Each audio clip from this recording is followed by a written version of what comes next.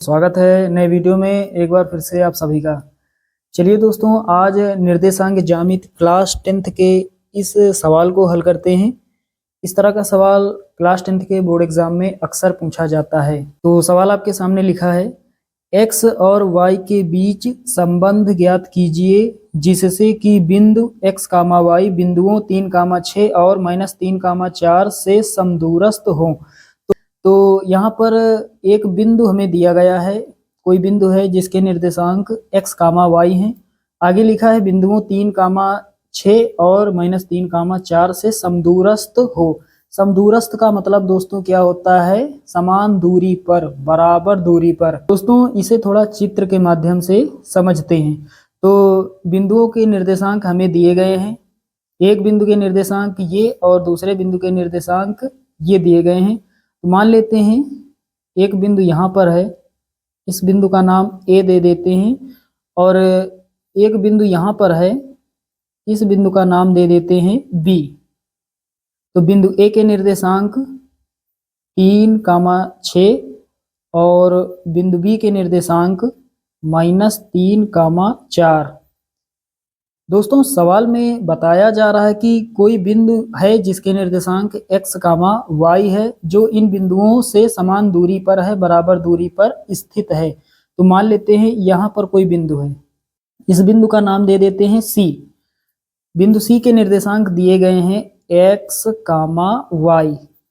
तो ये जो बिंदु है इन दोनों बिंदुओं से समान दूरी पर स्थित है, बिल्कुल बराबर दूरी पर स्थित है। थोड़ा एक लाइन इस तरह से यहाँ बनाएंगे और एक लाइन ऐसे बनाएंगे इस तरह से, यानी ये जो दोनों दूरियां हैं ये आपस में बराबर हैं। ये दोनों दूरियां आपस में बराबर होंगी क्योंकि इस बिंदु से इस बिंदु की दूरी जितनी है उतनी ही दूरी इस बिंदु से इस बिंदु की है। अगर ये दूरी 5 है तो ये दूरी भी 5 है, यानी ये दोनों आपस में बराबर हैं। चलिए अब हल कर लेते हैं। ये दोनों दूरियां आपस में बराबर हैं, तो यहाँ पर लिखेंगे यहाँ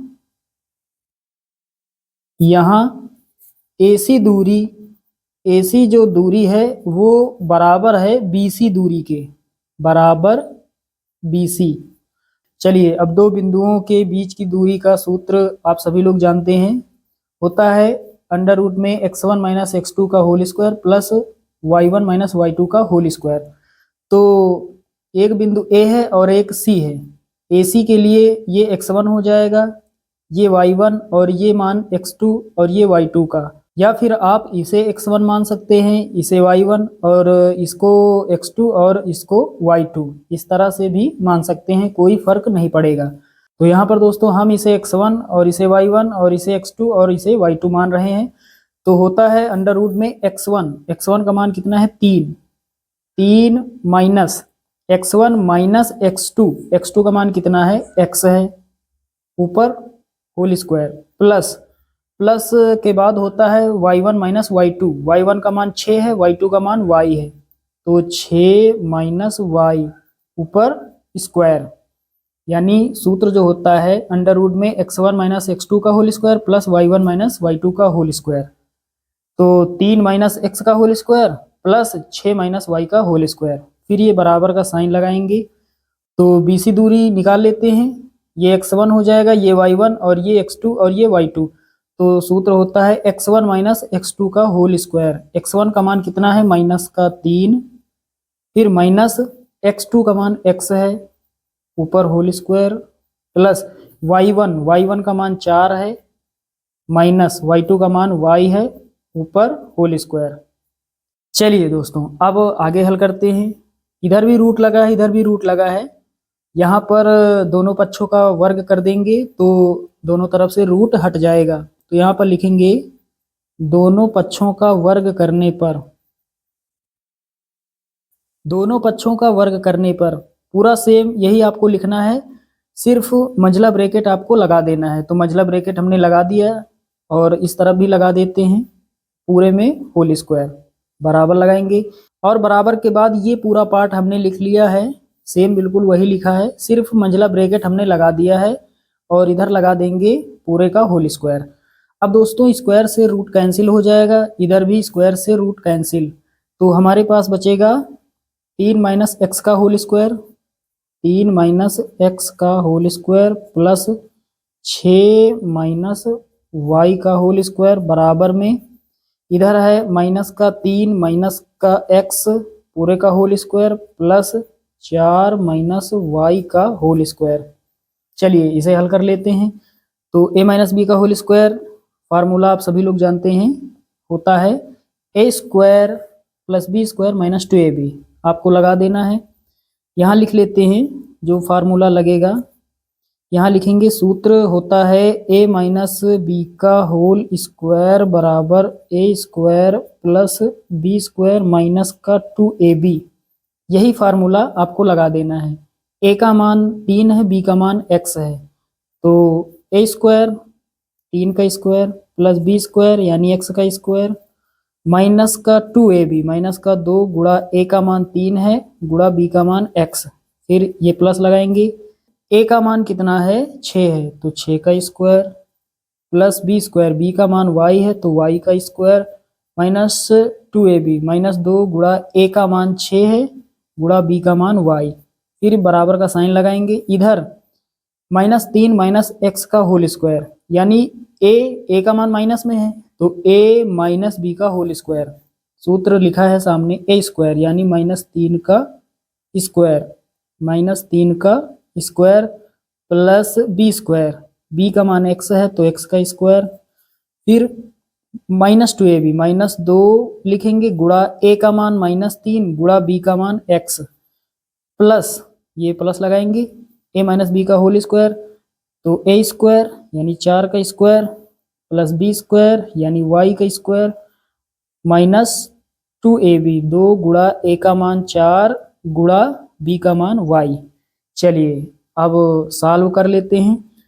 तो 3 का स्क्वायर कितना होगा 9 होगा प्लस x का स्क्वायर x स्क्वायर होगा, ये माइनस हमने यहाँ लगा लिया, 3 दूना 6x, 3 दूना 6x हो जाएगा प्लस 6 का स्क्वायर 36 हो जाएगा प्लस y स्क्वायर हो जाएगा, माइनस लगाएंगे 6 दूना 12y, 12y बराबर का साइन, माइनस 3 का होल स्क्वायर, माइनस लगा है ऊपर सम संख्या है माइनस हट जाएगा, 3 का स्क्वायर 9 प्लस का एक्स स्क्वायर और माइनस गुणा माइनस प्लस हो जाएगा, 3 दूना 6, 6x हो जाएगा प्लस लगाएंगे 4 का स्क्वायर 16 प्लस y स्क्वायर और यहाँ पर 4 का गुणा 2 से होगा, 4 दूना 8 माइनस लगाएंगे 4 दूना 8y, 8y। चलिए ये आप समझ गए पूरा का पूरा। अब दोस्तों बराबर की इस तरफ 9 है प्लस का, बराबर की इस तरफ देख पा रहे हैं 9 है, 9 से 9 कट जाएगा, इस तरफ प्लस का एक्स स्क्वायर है, बराबर की इस तरफ भी एक्स स्क्वायर है, कट जाएगा। उसके बाद प्लस का वाई स्क्वायर है और इधर भी वाई स्क्वायर है, कट जाएगा।